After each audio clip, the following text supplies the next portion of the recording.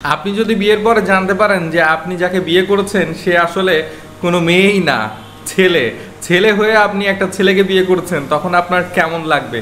তখন আপনার পরিবারের মানুষের মানসিক অবস্থা কোন পর্যায়ে গিয়ে দাঁড়াবে? আবার সেটা যদি রীতিমতো সোশ্যাল মিডিয়াতে ভাইরালও হয়, তাহলে আপনার জীবনটা তেজপাতা হওয়ার জন্য আর কি বাকি থাকে? হ্যাঁ ভাই, এরকমই একটা ঘটনা ঘটে গিয়েছে ইন্দোনেশিয়ায়। বিয়ের 12 দিন পর জানতে পারে একটা লোক যে তার স্ত্রী কোনো মেয়ে না, সে হচ্ছে পুরুষ। আমার মাথায় আসে না, বাসর রাত গেল, একদিন গেল, 2 দিন গেল, 1 সপ্তাহ গেল, 2 সপ্তাহ গেল, তারপর সে বুঝতে পারলো যে সে যাকে বিয়ে করেছে সে নাকি পুরুষ। এটা কিভাবে সম্ভব? তাদের মধ্যে কি এই 12 দিনের মধ্যে কিছুই ঘটেনি আর তারা বুঝতেও পারলো না, মানে সেই লোকটা? তো যাই হোক, পুরো ঘটনা আসছি যে কিভাবে কি ঘটলো। ইন্দোনেশিয়াতে 2023 সালে ফেসবুকের মাধ্যমে একজন আরেকজনের সাথে রিলেশনে জড়ায়, যেটা আমরা সচরাচর দেখে থাকি।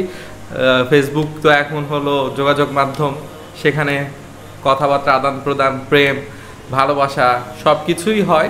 তো ইন্দোনেশিয়ায় একটা ছেলের সাথে আরেকটা মেয়ে আইডির রিলেশন হয়, প্রেম হয়, কথা হয়। তো এত সুন্দর করে সেই ছেলেটা মেয়েলি কণ্ঠে কথা বলে যে অপর পাশে সেই ব্যক্তিটা বুঝতেই পারেনি যে সে মেয়ে মনে করে যার সাথে কথা বলছে সে আসলে মেয়েই না।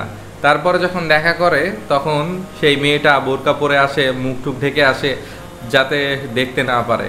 যখন ওই ছেলেটা তাকে মুখ দেখাতে বলে কিন্তু সে দেখায় না, তখন ওই ছেলেটা মনে মনে খুশি হয় যে আমি যে মেয়েটাকে ভালোবাসি সে পর্দা করে, সে পরপুরুষকে তার চেহারা দেখায় না। এটা জেনে সে খুশি হয়, আস্তে আস্তে সম্পর্কটা আরও বেশি গভীর হয় এবং নাকি সেই মেয়েরূপী ছেলেটার কণ্ঠটা নাকি খুবই সুন্দর এবং মেয়েদেরই কণ্ঠ। এখন তো ভাই ডিজিটাল যুগ, যে কোনো পুরুষ যে কোনো কণ্ঠ বানাতেই পারে। তো যাই হোক, তারপরে তাদের যখন প্রেমের সম্পর্ক আরও গভীর হয়, তারা একে অপরকে বিয়ে করে। তো যখন বলা হয় যে আমি তোমাকে বিয়ে করতে রাজি আছি, যখন ওই যে মেয়েরূপী ছেলেটা বলে তখন আমি তোমাকে বিয়ে করতে রাজি আছি, কিন্তু আমার পরিবারে কেউ আসতে পারবে না কারণ আমার পরিবারে কেউ বেঁচে নেই। তো পরবর্তীতে ভালোবাসা তো অন্ধ ভাই, বুঝতেই তো পারছেন। তারপর সেই ছেলেটা রাজি হয়ে যায় সেই মেয়েরূপী ছেলেটাকে বিয়ে করার জন্য এবং বিয়ে হয়, ঘরোয়াভাবেই হয়। সে প্রতিনিয়ত খেয়াল করে যে তার বউ তাকে চেহারা দেখাচ্ছে না, দিনের বেলায় তার স্বামী দিয়েই ঘুরছে কিন্তু মুখ ঢেকেই ঘুরছে, সে স্বামীকেও চেহারা দেখাতে চাচ্ছে না। নানান সমস্যা, এই সমস্যা সেই সমস্যা, তাকে কাছেও আসতে দিচ্ছে না। পরবর্তীতে তার একটু খটকা লাগে এবং তার অতীত নিয়ে ঘাটাঘাটি করা শুরু করে তার স্ত্রীর। পরবর্তীতে জানতে পারে যে তার পরিবারে সবাই রয়েছে কিন্তু সে যাকে বিয়ে করছে সে আসলে মেয়েই না, সে হচ্ছে পুরুষ।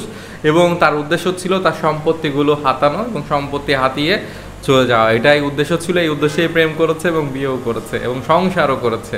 বুঝতেই তো পারছেন কি ইন্টারেস্টিং একটা ঘটনা ঘটে গিয়েছে, সত্যি অবাক করার মতো। তো পুরো বিষয়টা জেনে আপনার কী মনে হলো কমেন্ট করে জানাবেন। তো আজকের মতো বিদায় নিচ্ছি, দেখা হচ্ছে পরবর্তী ঘটনায়, ততক্ষণ আমার সাথেই থাকবেন, ধন্যবাদ।